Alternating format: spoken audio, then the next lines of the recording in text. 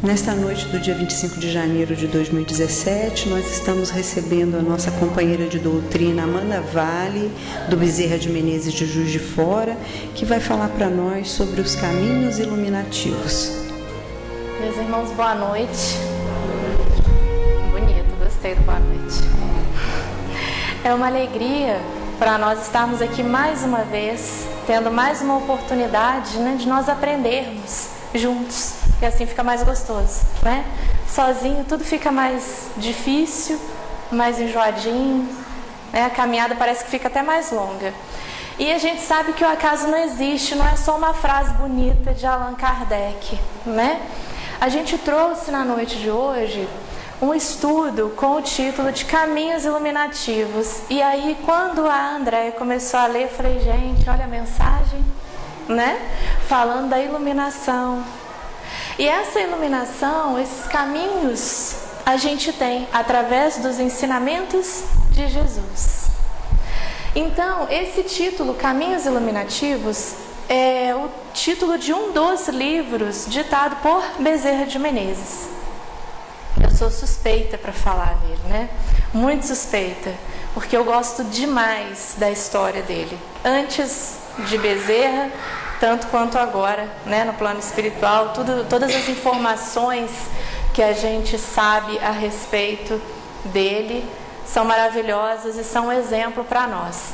Então, no estudo da noite de hoje, nós trouxemos alguns slides com frases do Bezerra para a gente poder refletir juntos. E eu tenho certeza que no final a gente vai chegar à conclusão de que eles nos levam realmente a caminhos iluminativos. Bom, eu gosto sempre de ressaltar, eu gosto muito de perguntar, quem já me conhece sabe, né? Por conta de eu estar nessa encarnação, já há alguns anos, deficiente visual. Então, eu gosto de falar isso todas as vezes, porque pode ser que tenha alguém que ainda não tenha, né, estado comigo numa outra oportunidade. Então, não reparem se olhar mais para um lado, menos para o outro, ou perguntar para ver se vocês estão espertos, tá bom? Pode ser? Balançar a cabeça. Ah, tá vendo? Não pode, gente. Bom, então vamos lá. Vamos refletir juntos a respeito das frases de Bezerra. E a gente não tem que concordar porque Bezerra não, tá? Se a gente não concordar, pode falar, podem ficar à vontade. Pode ser? Vamos passar? Quem vai ler para mim?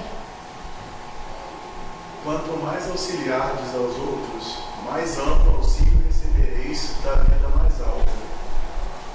Vocês concordam com a frase? Faz sentido? Mas é porque o Bezerra falou? Só estou escutando uma pessoa responder. Quanto mais auxiliardes aos outros, agora ficou mais bonito. Isso é uma verdade, mas desde que não seja uma troca, né? Como a gente fala, uma barganha. Eu vou fazer isso porque eu vou ganhar aquilo outro. Aí vale, aí fica bom. A gente tem essa certeza de que quanto mais a gente auxilia, mais a gente recebe? E ali está falando que a gente recebe de onde? É do outro que a gente fez o favor? Foi para o outro que a gente serviu? Porque muitas vezes a gente faz um favor e o outro depois nem lembra. Aí a gente vira e fala assim, nossa, fulano é tão ingrato. Não precisava ser mal agradecido, não precisava ficar me agradecendo, ser tão agradecido.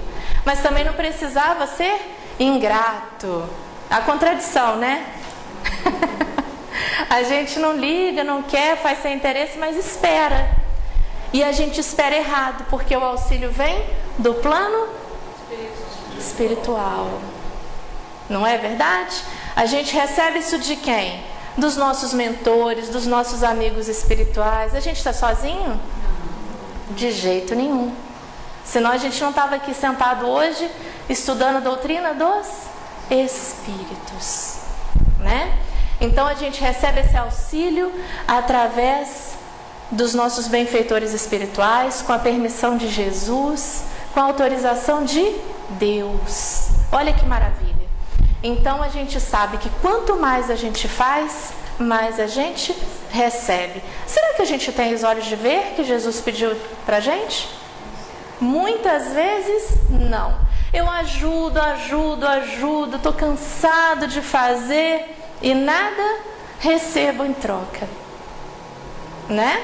Quantas vezes a gente não se pega falando isso ou pensando que a gente se desdobra e o outro não reconhece, e a gente não reconhece o auxílio dos benfeitores. A gente faz a nossa prece toda noite, todo dia, todas as vezes que está com problema, e espera o reconhecimento da forma errada. Eu fiz um atendimento fraterno ontem e achei muito interessante, porque é muito comum a gente, no momento de dificuldade, né, se pegar falando certas coisas e depois se arrepende.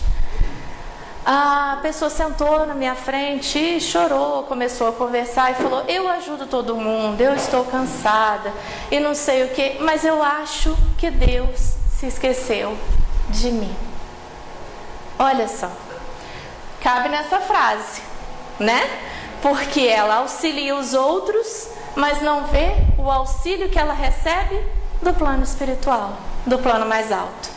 Aí eu falei com ela: minha amiga, será que se Deus realmente tivesse esquecido de você, se Ele não fosse extremamente, infinitamente bom, justo e misericordioso, de repente você nem estivesse aqui na minha frente hoje, né? Quem sabe aonde você estaria e como você estaria? Será que você teria força, se lembraria de recorrer a um auxílio? Isso é ajuda da espiritualidade ou não é? E a gente não vê. A gente vem correndo para cá e acha que Deus esqueceu da gente. Como que esquece? Se a gente tem casas com portas abertas, com uma espiritualidade que abraça, que envolve, né? Alguma coisa sempre chega, sempre tem uma luz no fim do túnel. Não tem jeito. Pode ser que a gente não gostaria naquele momento, mas tem. Opção a gente sempre tem. A escolha é nossa. Foi o que eu falei com ela. Falei: meu anjo, a vida é feita de escolhas. Você escolheu ajudar. E você está sendo ajudada? Sim. Vamos mudar o ângulo, vamos mudar a visão, o panorama. E aí a conversa começou a fluir. A gente não enxerga. Então depois a gente também não pode reclamar. Então vamos parar de ajudar, né? Já que a gente acha que não recebe nada em troca. Será que fica bom assim? Não fica. Pois é. Então, uma vez que a gente abraça uma situação, a gente pode ter certeza que o retorno vem. Mas o ideal é que a gente faça sem intenção nenhuma. As coisas fluem com muito mais naturalidade, muito melhor. Vamos mudar? De nada vale o brilho da inteligência se o coração permanece às escuras. Eu adoro essa frase. Quer dizer, eu gosto de todas, né? De nada vale o brilho da inteligência se o coração permanece às escuras.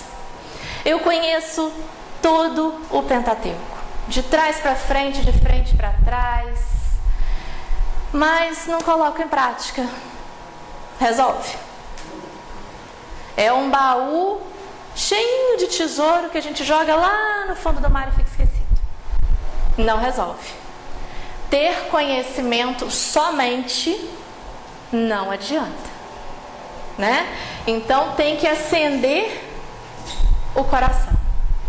Não adianta eu ser extremamente inteligente. A gente lembra lá dos exilados de Capela. O que eles eram? Super evoluídos intelectualmente. E o lado moral? Estava em baixa. Aí eles vieram para onde? Para cá. Olha que maravilha. Vem para onde? Vem para cá, né? Onde a gente está. Então a gente precisa exercitar, né?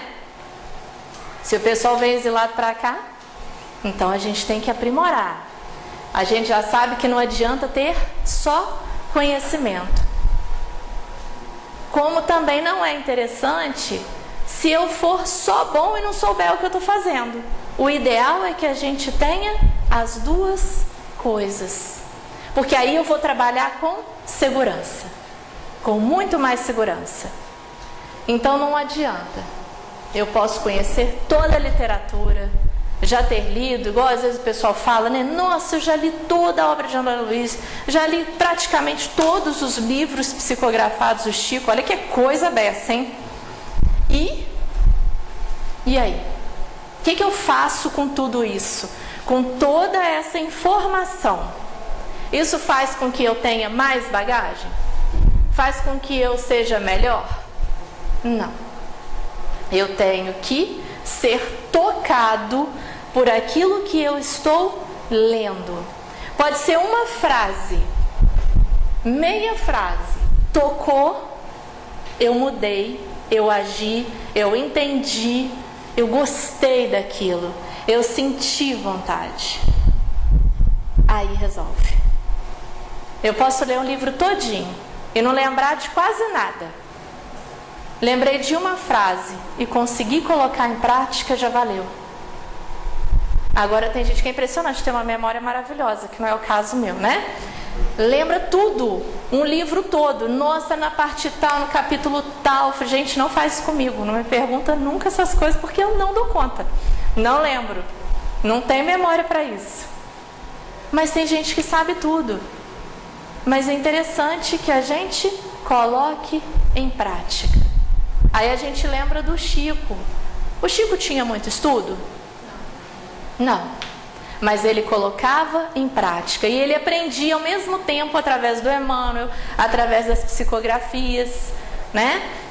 Eu não sei se ele conseguia lembrar de tudo aquilo que ele escreveu, mas ele colocou em prática como ninguém. Então é isso que vale pra gente. É isso que importa. Se a gente conseguir conciliar as duas coisas, melhor ainda.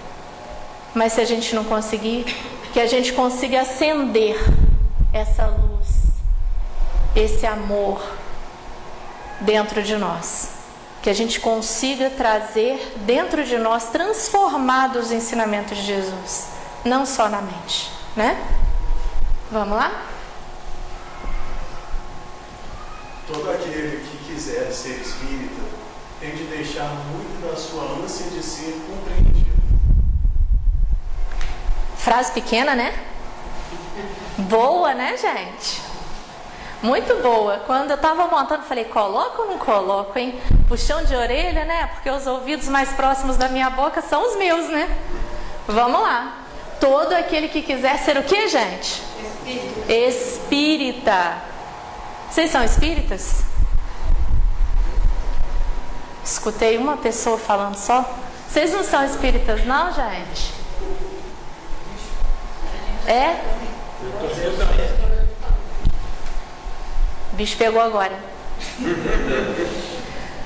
Tem que deixar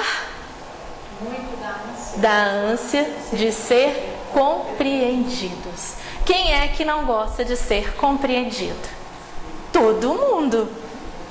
Mas quantas vezes a gente escuta, nossa, você é muito beato, vai levar sua cama para o centro, você vai todo dia para lá, né? Você faz estudo todo dia, você faz isso, você faz aquilo. A gente sempre escuta alguma crítica e muitas vezes a gente não gosta, a gente fica chateado, porque é próprio da nossa imperfeição, né? A gente ainda se aborrece com as coisas e aborrece os outros, o que é pior. Então, se a gente quiser realmente ser espíritas, se nós estamos com a nossa consciência tranquila, que é o nosso juiz, não é? Não está lá no livro dos Espíritos, eu não sei a questão. Quem é o nosso juiz? Está na nossa consciência. A gente não precisa pensar que vai ser compreendido. Vamos lembrar de Bezerra de Menezes. Ele teve uma passagem, uma história, uma das histórias que a gente já conhece, mas acho que cabe bem aí. Ele praticava bastante, não praticava? Pois é. Aí, ele tinha sua esposa, tinha seus filhos, e numa noite, ele estava em casa, e a filha dele estava com febre. Se não me engano, tem esse pedaço, tá no filme dele, né? O que acontece? Ela estava com muita febre e aí de repente batem a porta e era uma mãe pedindo por favor, que o filho dela estava passando muito mal. Se ele podia ajudá-la, se ele podia ir com ela até a casa dela. Aí o que ele fez? Como médico, ele podia negar socorro? Ele não. Ele não.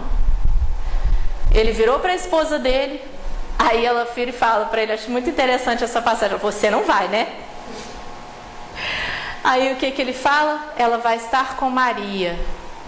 Deu um beijo na filha, fez a sua prece, entregou aos cuidados de Maria, porque ele é muito devoto de Maria. Até hoje a gente sabe disso, tanto é que ele foi chamado por ela a esferas mais altas. Então ele foi e acompanhou, medicou o menino, deixou o menino melhor. E quando ele voltou, a filha estava sem febre. Isso, além de ser um compromisso enorme que ele tinha, continua tendo, né? Foi de uma responsabilidade infinita, foi muita fé, e ele foi compreendido pela esposa dele naquele momento? De jeito nenhum. Uma vez no grupo de estudo, lá no centro, eu ainda perguntei para o pessoal, falei, gente, que história maravilhosa. Imagina se a gente faz um negócio desse, aí todo mundo, não, porque a gente ainda não tem capacidade, porque não dá, imagina deixar um filho com febre, minha família está em primeiro lugar. Falei, não, tudo bem, gente, desse jeito a gente nunca vai ser mesmo Bezerra, né? Se a gente continuar pensando assim, é claro que na hora dói, que na hora pesa, mas se a gente quiser ser o quê? Espíritas, vamos ter que abrir mão de deixar de querer ser compreendido. Precisa ser só nessa situação? Não. Se a gente sabe que a gente está fazendo uma coisa, que a gente está certo, eu estou convicto que eu estou certo, eu estou certo. Não tem dúvida. Pode todo mundo falar. E a gente agora sabe que a gente não pode ficar chateado. Pelo menos não deve, né? Se a gente sabe que está certo, vamos manter a nossa posição. Somos espíritas, sim. E vamos continuar, se Deus quiser. E se a gente quiser também, né? Na verdade, só depende da gente. Tudo são escolhas. E olha a nossa dificuldade quando a gente pergunta, somos espíritas? A gente pensa, né? É igual aquelas pesquisas que o pessoal bate na porta e pergunta, religião? Aí a gente fica assim, espírita,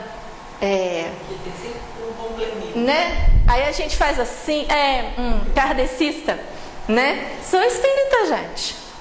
Sou espírita. E pronto. E aí fica por conta da imaginação de quem quiser. Mas é espírita o quê? É espírita como? Né? Se a pessoa ficar muito curiosa, pergunta, a gente explica, né? Vamos lá. Solidários seremos união, separados um dos outros seremos pontos de vista, juntos alcançaremos a realização de nossos propósitos. Perfeito isso também, né? Já viram que todas são, né? No início a gente falou que estudar juntos é muito melhor. A gente aprende, é mais gostoso, é mais produtivo. Aí ele vem e fala isso pra gente. Solidários seremos união. Olha só. Separados uns dos outros, apenas pontos de vista. Impressionante. Como a gente tem pontos de vista, né? Porque geralmente a gente tem o bendito do orgulho no meio. Não. Vamos fazer um evento? Vamos. Aí a gente vai colocar as toalhas, que cor mesmo? Ah, eu quero amarelo. Não, fulano quer rosa, o outro quer roxo, o outro quer azul, o outro quer verde. Então que cor que a gente põe? Branca. Né? Nenhuma delas. Então a gente chega a um consenso. Porque eu quero assim. Eu quero. Isso em casa a gente faz também, não faz? Tem que valer a opinião de quem? E aí todo mundo, cada um quer uma coisa diferente, a gente acaba sempre sendo pontos de vista. Sendo que juntos a gente é mais forte. Juntos alcançaremos nossos propósitos, nossos objetivos.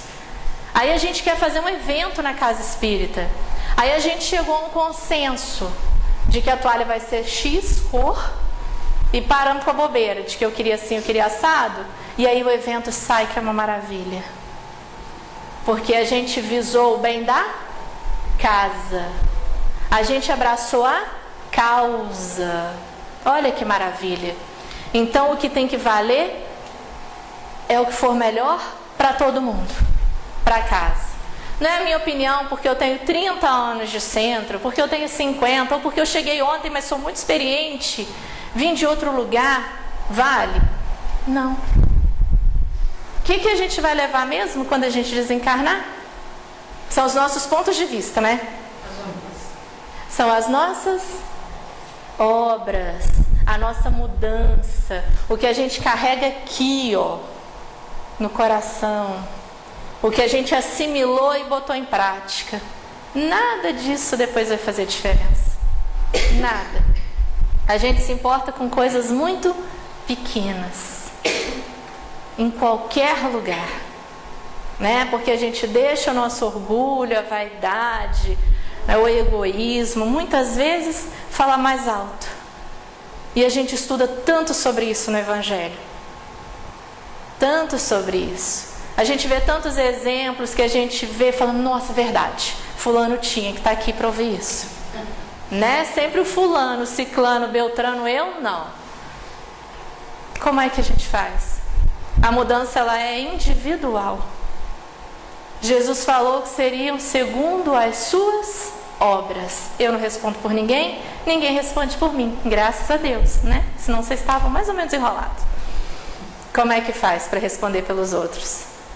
Se eu não estou dando conta nem do meu papel, da minha tarefa, ainda vou responder pelos outros? Então cada um tem que fazer a sua parte. Só que juntos fica melhor. Solidários, seremos união. Ou seja, seremos mais fortes. Né? Por que quando a gente quer resolver qualquer coisa a gente faz reunião? Faz reunião de condomínio, faz reunião no centro espírita, faz reunião não sei aonde, tem reunião de família para resolver um problema mais sério. Porque juntos todo mundo fica mais forte. Olha só que interessante. E Bezerra vem alertando a gente para isso. São coisas simples. Não estou falando aqui nenhuma novidade até agora, estou? Não. Só que muitas vezes a gente sabe e não pratica. A gente fica olhando umas coisas tão difíceis, sendo que a gente ainda não consegue colocar em prática o que é mais simples. Se a gente não se transforma, começando pelas coisas aparentemente pequenas, como é que eu vou fazer para fazer uma coisa mais grandiosa? A natureza dá saltos? Não. Eu também não. Nós também não. Vamos lá?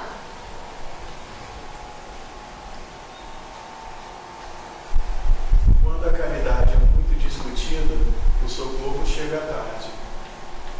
Frase pequena. Toda frase pequena, repara que é um problema sério. Quando a caridade é muito discutida, o socorro chega tarde.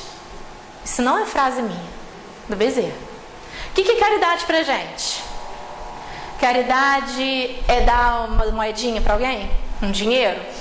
Essa caridade também é caridade, não é? Material.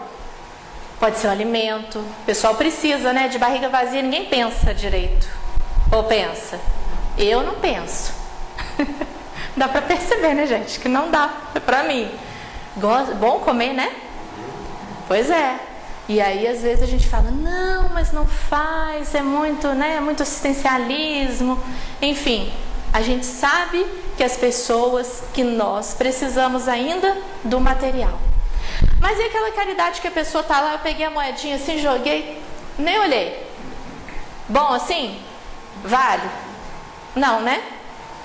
Tem um amigo nosso que faz palestra e ele estava comentando que ele achou muito interessante que ele foi pegar um dinheiro e ele abaixou, colocou o dinheiro e olhou para a pessoa e falou, bom dia. Aí o homem olhou para ele e falou assim, para mim? Ele falou, e falou: nossa, tem tanto tempo que eu não sei o que é uma pessoa olhar para mim e dirigir a palavra para mim, me desejar um bom dia. Por quê, né, gente? Custa? Não custa. As melhores coisas da vida, as melhores coisas que Deus nos dá a oportunidade de fazer e de receber são de graça, totalmente de graça. Abraço, amor, boas palavras, tudo isso é de graça. E a gente às vezes não tem coragem de dar um bom dia. Está com pressa. Mas é bom quando alguém fala um bom dia pra gente, principalmente se é alguém que a gente gosta, né? E aí, a gente lembra, quando fala em caridade, de uma palestra, uma das palestras do Divaldo, que ele comenta que ele foi fazer, né? Eu não sei se foi só uma palestra, se foi algum encontro, um congresso, o que foi, na Suíça. E lá a temperatura é bem baixa, né? E ele ficou hospedado na casa de duas irmãs. Ele e as pessoas que o estavam acompanhando. Ele conta que já estava programado delas irem ao teatro, a uma peça. E elas convidaram: Divaldo, você gostaria de ir conosco? Aí ele falou: não, obrigada, eu estou muito cansado e também está muito frio, né? Então eu prefiro ficar quietinho em casa. Vai, aproveita e depois você me conta. Tudo bem, elas foram. Quando elas voltaram, aí ele falou que se levantou, foi lá para saber como é que foi e tudo, e conversaram e falaram como foi a peça, enfim. Aí uma estava um pouco mais incomodada e falou assim: só teve uma situação que eu não gostei muito. Aí ele: o que foi? Ela falou assim: é porque quando a gente estava entrando, tinha um senhor já de bastante idade, morador de rua, e a temperatura está muito baixa, e ele estava sem agasalho nenhum, e dava para perceber que ele estava morrendo de frio. Aí o Divaldo falou: oh, nossa, que coisa, ainda brincou: nossa, aqui também tem morador de rua, achei que fosse só no Brasil, né? A gente acha que isso é só um privilégio nosso, né? Não, Estados Unidos tem, Suíça tem, qualquer lugar tem pessoas com dificuldades. E aí a gente também vê a misericórdia de Deus nisso, porque somos privilegiados. Temos o nosso teto, né? Então a gente vê o infinito amor de Deus e como a gente às vezes agradece pouco. Mas enfim, aí ele pegou e falou com ela: mas e aí? Ela falou: pois é, nessa hora eu tive vontade de tirar o meu casaco e dar para ele. Aí o Divaldo: nossa, mas que bonito, e por que você não fez? Aí ela falou: pois é, aí é que tá, eu não tirei porque meu casaco é muito caro. Muito caro. Aí o Divaldo ficou assim, do mesmo jeito que eu fiquei quando eu escutei isso. Falei: gente, será? O que será que a gente ia fazer numa situação dessa com um casaco caro e uma pessoa ali na nossa frente, né, com frio? Aí o Divaldo virou e falou assim: bom, mas tem tempo, né? Se você quiser, esse é caro, mas... Ela falou: pois é, eu estava pensando nisso, eu tenho um guarda-roupa cheio de casacos. Ele falou: então... Ela falou: será que dá tempo? Ele falou: tenta. Ela falou: eu vou. Aí foi lá, pegou um casaco mais em conta, que ela tinha, com certeza, e voltou. Depois de um tempo, volta de novo ela para casa. Aí o Divaldo na expectativa: e aí? Ela falou: pois é, eu devia ter tirado o outro casaco e ter dado, porque ele desencarnou de frio. Não deu tempo. Voltou com o casaco na mão. Aí eu fiquei me perguntando: como é que será que fica a nossa consciência se acontece uma coisa dessas com a gente? Será que a gente ia conseguir dormir bem? Mas carrega uma lição para o resto da vida. Eu tenho certeza que ela deve ter dado um jeito de passar o casaco para frente, né? Para alguém, eu espero. E é muito interessante. Tem o filho de um companheiro nosso que trabalha lá no centro. Nós fazíamos um trabalho de ronda de 15 em 15 dias às sextas-feiras. A gente levava café, cachorro-quente, uma mensagem. Na verdade, a gente aprendia muito mais do que servia, né? Então, a gente ficava bobo de ver a solidariedade entre eles, porque às vezes eles falavam assim: posso pegar mais um cachorro quente? E mais um copinho de café com leite? A gente pode, deve estar com muita fome, né? A gente pensava. Claro que pode pegar até 2. Não, é só porque meu amigo vai chegar mais tarde.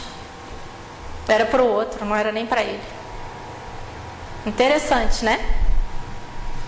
Se a gente que está com fome pegava os 2 para garantir o café da manhã, né? Então, e aí num desses trabalhos de ronda, teve uma vez que foi na época de julho, final de julho, princípio de agosto, está muito frio, né? Em Juiz de Fora, aqui também não deve ser diferente não, porque aqui tem época que eu acho que é mais frio que lá, né? Então, beira de rio é sempre muito frio, né? E a gente assistia um pessoal, algumas famílias debaixo ali da ponte, em Juiz de Fora. Então, tinha um senhorzinho que ele estava deitado num sofá bem velho, todo encolhido, tremendo, mas tremendo, parecia que ia levantar voo, e com uma bebida do lado. Aí esse menino, que não é espírita, é filho desse casal, amigo nosso, que são trabalhadores lá, ele virou e falou assim, porque ele tem curso de enfermagem e tudo, ele virou e falou assim: essa bebida é para aquecer, por conta do frio, né? E ele está sem comer, a gente sabe que sem comida de sal, pressão baixa, tem toda essa coisa. Ele falou: mas ele está com muito frio, ele não vai aguentar se ele continuar essa noite aqui. Aí o menino começou, tirou a touca, tirou a luva, tirou o casaco, tirou a meia. Eu falei: pronto, vai, né? Tá dando tudo. Arrumamos um cobertor, ele enrolou esse senhorzinho todinho no cobertor e deixou lá. Será que se ele não tivesse feito isso, não teria acontecido a mesma coisa da conhecida lá da Suíça, do Divaldo? Talvez, né? Provavelmente. E não é espírita, olha que interessante. Precisa ser? Não. Foi a sensibilidade, foi o coração dele que foi tocado pela situação. E muitas vezes nós somos, falamos e não sentimos. Não somos tocados pelas situações e a gente perde a grande oportunidade de fazer. Vamos lá.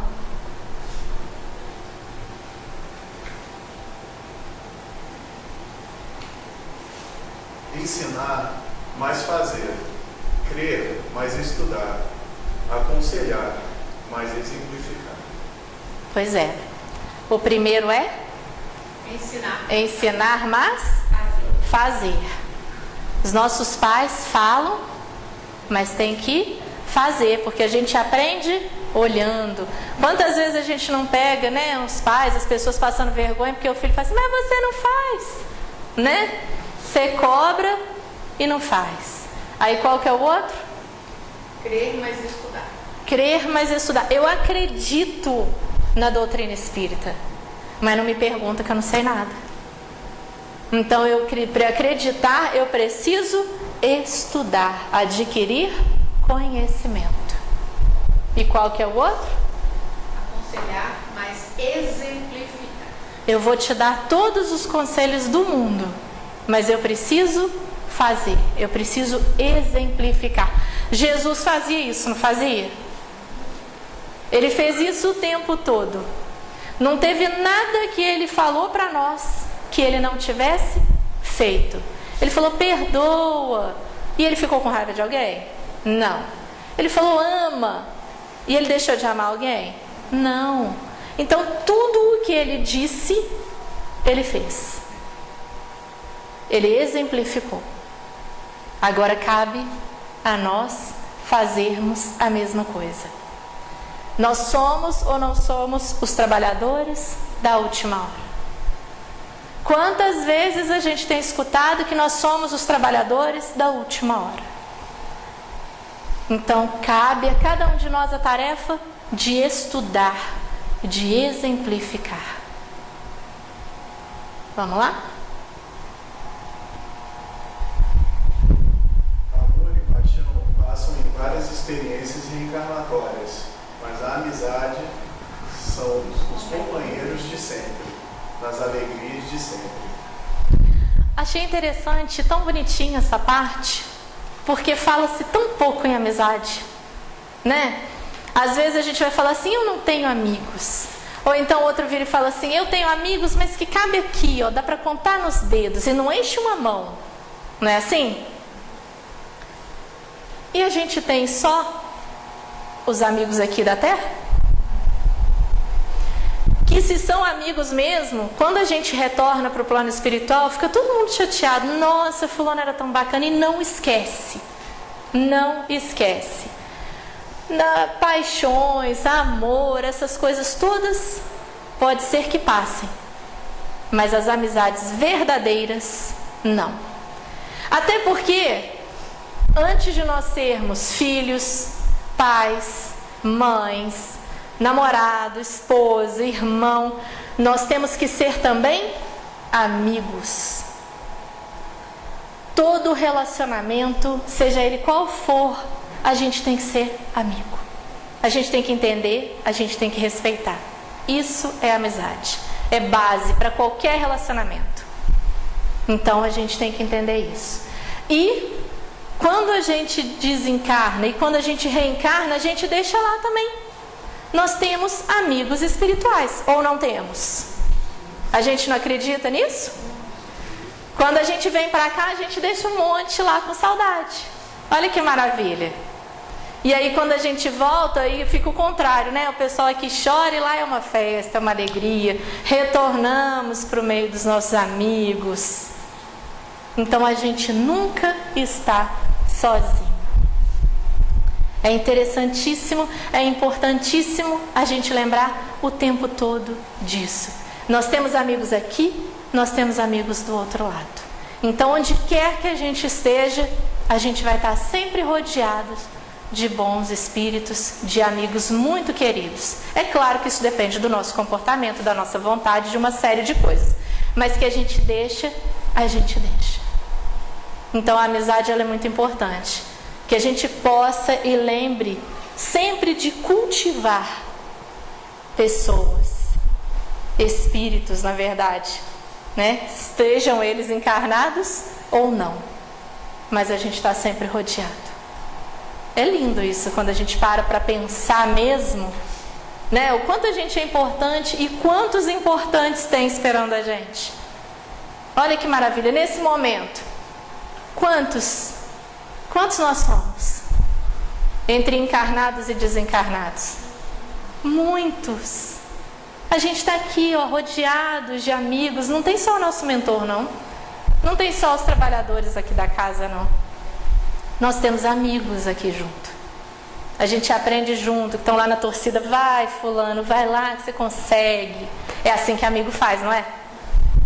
Torce pela gente. Ama, incondicionalmente. E fala a verdade também quando a gente precisa ouvir, né? Como Emmanuel fazia com Chico. Vamos lá? Anjos guardiões, não estamos sozinhos. Espíritos amigos acompanham nossos passos e atendem a nossas carências, correspondendo às nossas vibrações. A gente acabou de falar de amigos. Aí a gente vem e fala de anjos guardiões. A gente acha que só tem anjo guardião em outra religião, né? Não.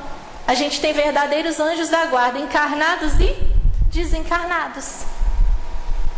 Como é que a gente acha que não tem? Quantas pessoas são verdadeiros anjos na nossa vida? Temos ou não temos?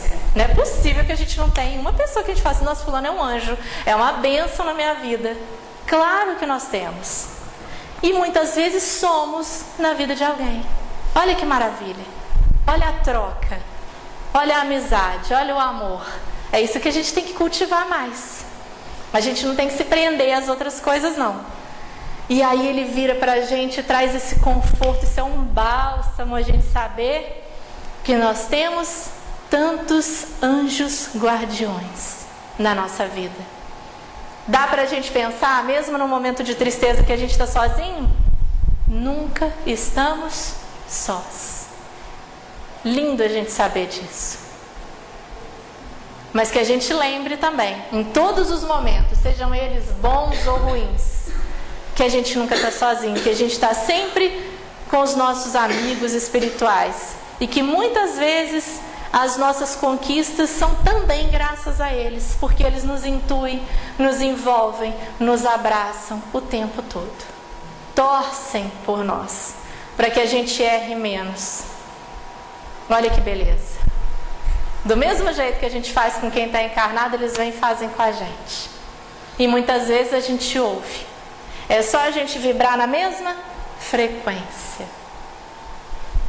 E aí?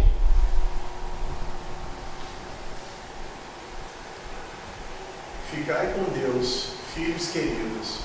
Ficais com Jesus e muito esforço em vossos corações, no sentido de servir acima de vossas próprias vontades. Pois é. Não é Bezerra se ele não falar ficai com Deus, filhos queridos. Isso é típico dele. Olha só que ele repete o muito 2 vezes. Vamos analisar esse pedacinho? Como é que é? Vamos ler. Ficai com Deus. Filhos queridos. Ficais com Jesus e muito esforço em vossos corações, no sentido de servir acima de vossas próprias vontades. Muito esforço em vossos corações, a fim de servir, não a fim de ser servido. Ele não fala isso. Ele fala para a gente servir. É muito melhor quando a gente descobre que fazer o bem, que semear o bem, é muito melhor, né, que receber. É claro que a gente gosta, é claro que é bom, mas a gente fica tão feliz quando a gente pode proporcionar uma coisa boa para alguém, não fica? É tão bom quando a gente entrega alguma coisa para alguém, que a gente faz uma coisa, que a gente consegue confortar através de um abraço, de uma palavra. É uma maravilha. Mas é fácil? Não. Tanto é que ele colocou ali muito esforço. Não é fácil. Mas também nem ali, nem em outro lugar nenhum, ele falou que é impossível. Nem ele, nem Jesus, nem nenhum outro espírito que nos quer bem fala para nós que é impossível. Muito pelo contrário. Jesus falou para nós: vós sois deuses, podeis fazer tudo o que eu fiz e muito mais. Para isso, bastasse que nós tivéssemos a fé do tamanho de um grão de mostarda. Que tamanho tem a nossa fé? Né? Fica aí para a nossa reflexão. O convite da noite termina com esse slide, não é? Ou não?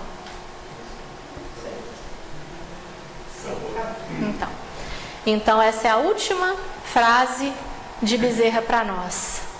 Ficai com Deus, filhos queridos, e para nós lembrarmos, muito esforço em vossos corações, para que a gente possa ter o nosso coração iluminado. Vamos lembrar lá de cima, não só a mente, que o nosso coração possa ser iluminado pelo convite de Jesus, que nos é feito todos os dias, para nós trabalharmos as nossas imperfeições. Nós somos convidados por Jesus todos os dias à autotransformação, à reflexão. E o que é que nós temos feito com isso? Que nós possamos, nesse ano que está começando aqui para a gente, 2017, com muita disposição, nos colocarmos à disposição do Cristo para mudar. Em primeiro lugar, nós mesmos, e auxiliar aquele que precisar na sua mudança. Mas primeiro tem que ser a gente. A gente não consegue auxiliar se a gente também não souber. Se eu não sei para onde eu estou indo, como é que eu vou ajudar alguém, né? Então que a gente possa se esforçar bastante, estudar bastante, exemplificar, trabalhar a caridade, seja ela de que forma for, de que forma eu conseguir.